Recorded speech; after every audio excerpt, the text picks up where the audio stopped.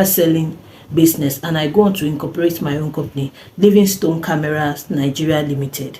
What will differentiate me from the other person that I started with that has not registered his or her own company? Won't talk about that. And I've briefly mentioned ownership, land ownership.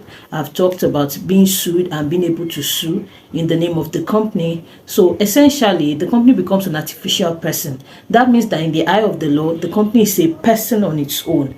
But because it's not a natural person, that's why we call it an artificial person. Everything a natural person can do under the law, the artificial person can also do it.